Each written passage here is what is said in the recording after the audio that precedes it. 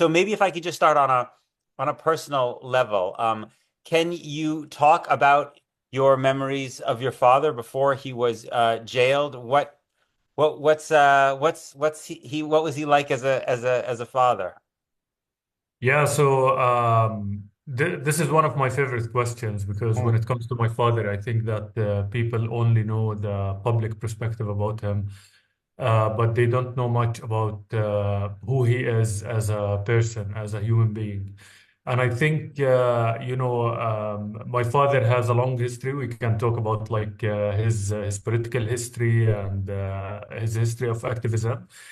But when I was born in 1990 in Jerusalem, at that time, my father was exiled from Palestine, where he was exiled in 1987. And then I lived my first 40 years in Amman, Jordan, because my mother would give birth to me in Jerusalem. And then she joined the family again in Amman, and we stayed there until the Oslo Accords, where many of the Palestinians have been able to get back home.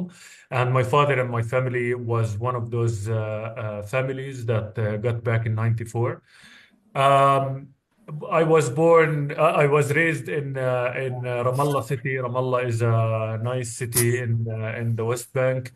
At like my first encounter with my father being a public figure was when I went with him. I was 7 or 8 years old. It was the anniversary of the assassination of the great leader Abu Jihad Khalil Wazir, one of Fatah leaders, and who was assassinated in Tunisia in 1988.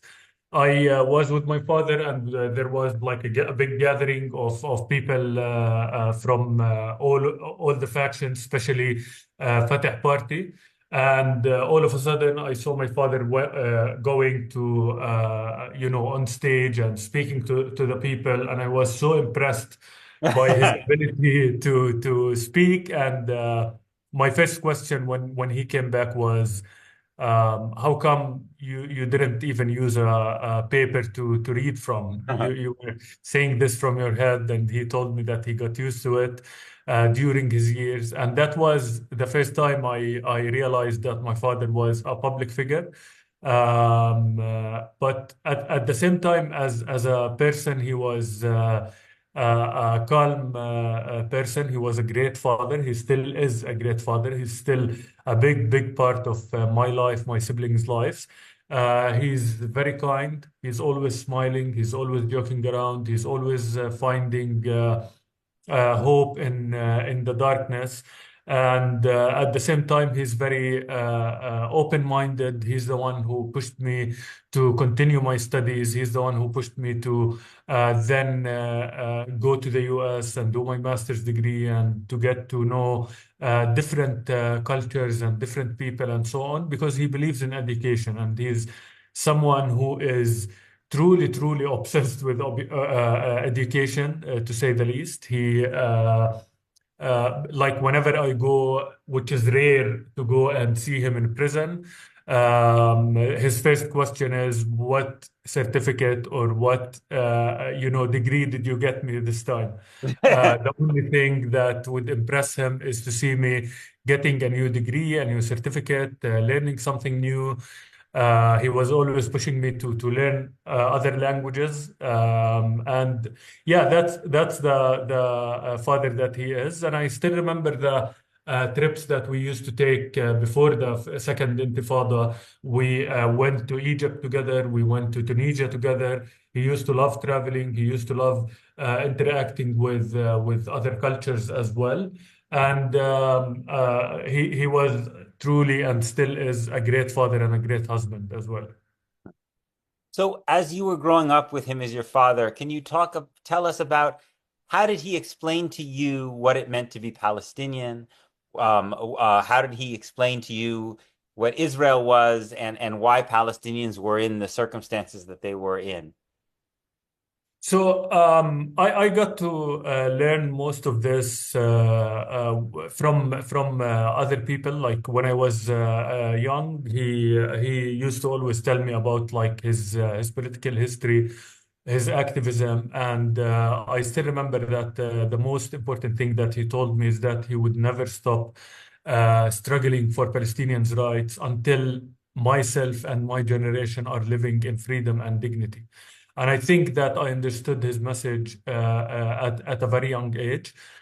He was very clear. And to be honest, he was never, ever driven by hatred. He never instilled hatred in my heart. He was always telling me that he would, to give me more perspective, he would tell me stories about South Africa, about Algeria, about Ireland, just to let me know that we're not alone in this. This has been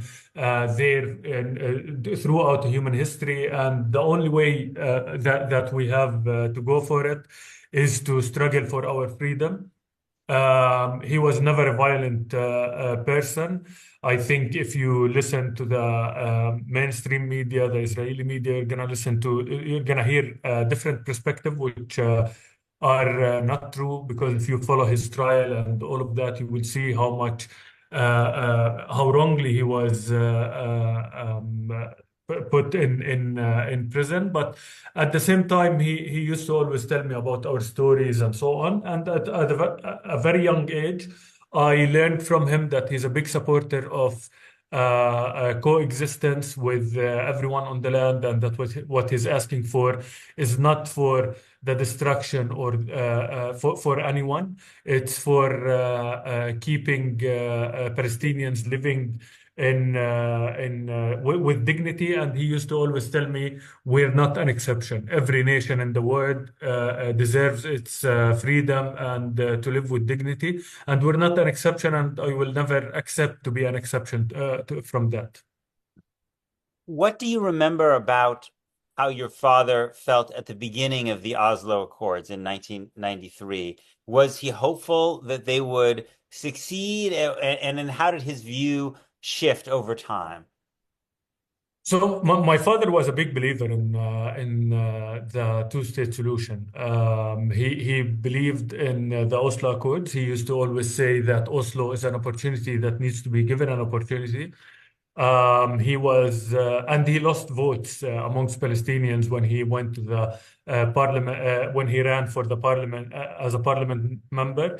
And he was part of the parliament. It's not like he lost, he won, but he lost many votes because many Palestinians were opposing the Oslo Accords because it was fragile, it had many weaknesses in it, and so on. But he was someone who was really working all the time for the sustainability of the peace process.